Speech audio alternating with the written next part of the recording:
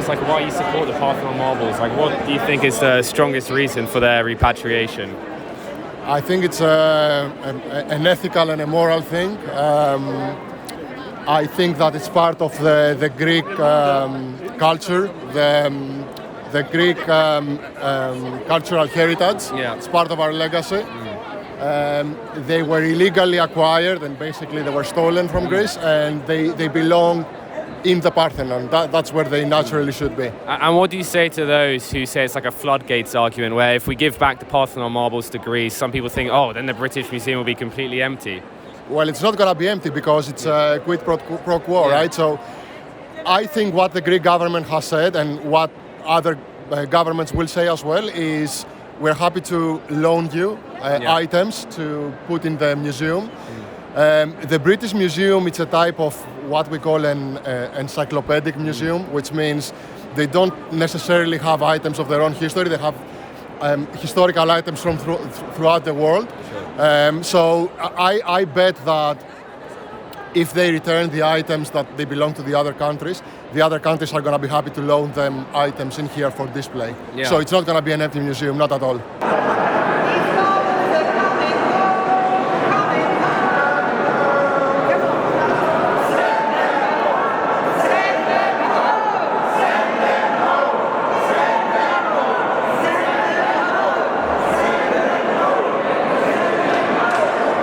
This room, and it's a disrespectful room. It disrespects the Greek nation, its people, and a symbol that is the Parthenon. For many people that go to museums, the Parthenon is a symbol. The actual symbol of museums is the Parthenon. That's a worldwide symbol. Therefore, these sculptures are global sculptures. They don't belong in the British Museum. They do, however, belong in the Acropolis Museum because that is the one place on earth where you can see the Parthenon at the same time as seeing these sculptures. Now, if we have something divided, what happened when Berlin was divided? What happened when the wall of Berlin came down? There was huge jubilation. Why? Because that meant that Berlin was no longer divided. These sculptures do not deserve to be divided. It is disrespectful. So, British Museum, world-class museum, universal encyclopedic museum. It's time you took that tag seriously. Why? Because if you take it seriously, then you would reunite these sculptures. Right behind me is a torso. Where is his six-pack? It's in Athens. Is it fair? No. Is it respectful? No. Why should they be put together? Because it tells a story. George Osborne, director of the trustees, says that in this room, these sculptures tell a different story. Well, please ask these people in this room to tell you what that different story is, because the answer is there is no different story. But there is a new 21st century chapter which these sculptures deserve to tell. Tell people like yourself, your children, your grandchildren. Let's not stop in this room. Let's make it much bigger than this room. I mean, look around, right? Like, every single sculpture in this room is part of one unified work of art. Look, 70 meters up here, 70 meters up there. It's one unified work of art. So this isn't a case about returning like a particular picture, a particular cultural artifact. The Acropolis still stands, the Parthenon still stands. Yeah. All of these pieces are part of one integrated work of art that belongs at the foot of the monument it was taken from. So half the remaining sculptures are already in the Acropolis Museum, half are here, they belong together. You know, for instance, there are 6 statues, of which 1 is here in Britain, the other 5 are in Greece. There are sections in the metotope where you have a pectoral of one muscle and shoulder.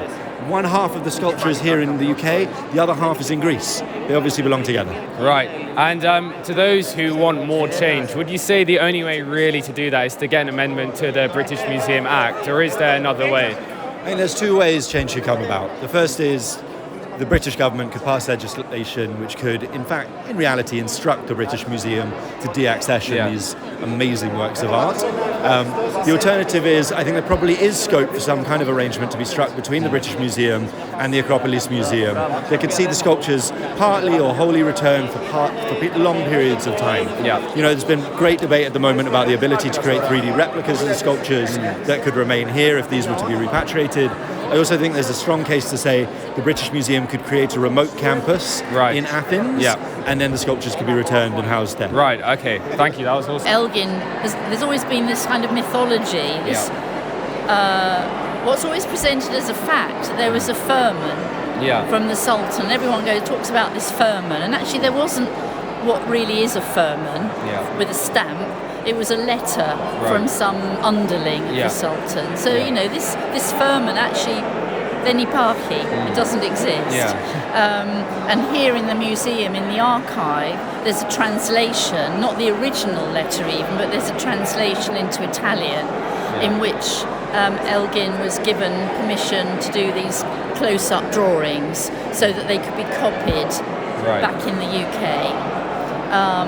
And then he thought, actually, no, I think I'll have the originals, and you know, got people to prize them off very clumsily, literally sort of hack them off. I mean, I think you can probably see the sort of places where they weren't carefully, they were like crowbarred almost.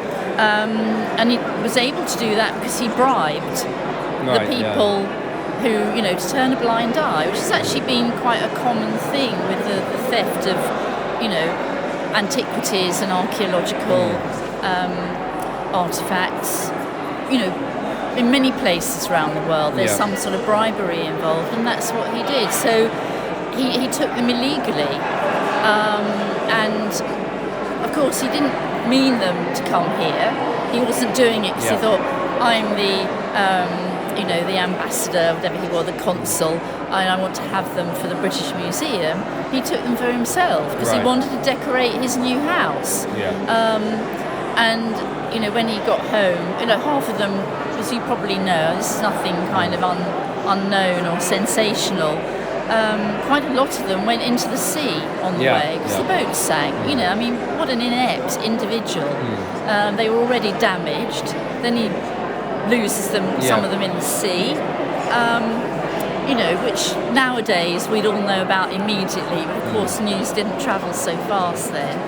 And then he gets them back to the UK, and he's he's run out of money. Generally, he just has to sell them. So he has to sell them. So he just flogged them and flogged them to the British Museum, which maybe is a fortunate thing. That little bit of the history that they didn't end up. You know, he could have flogged them to anybody who had the money. Do you think there's a greater movement now towards cultural repatriation? Definitely. And absolutely 100% sure there is. And, you know, it's understandable that a museum like the British Museum is very, you know, protective and, you know, not doing anything quickly. But other museums around the world are doing this.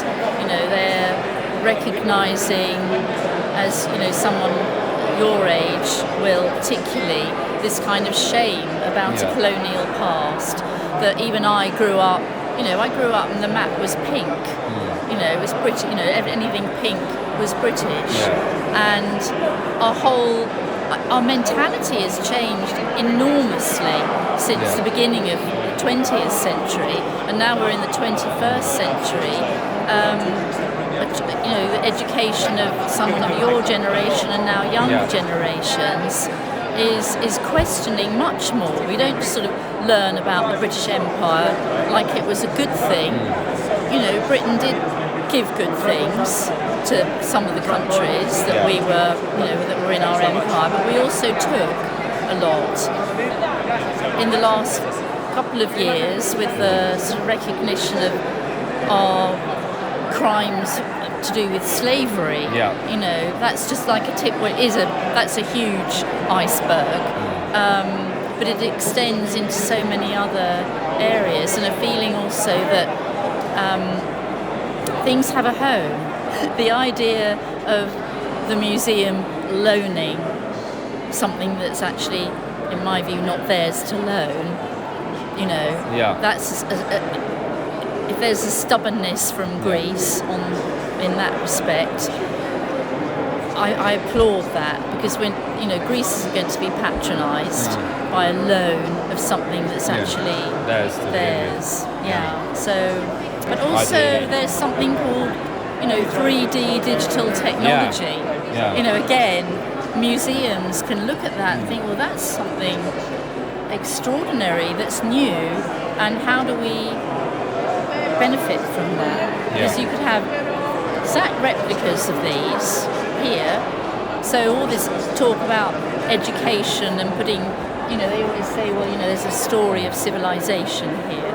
Yes, there is, but you could tell it with 3D technology. You could have copies perfect down to every little mark and blemish, but the originals, these stones, these beautiful marble sculptures, they can go to where they came from. And they will do.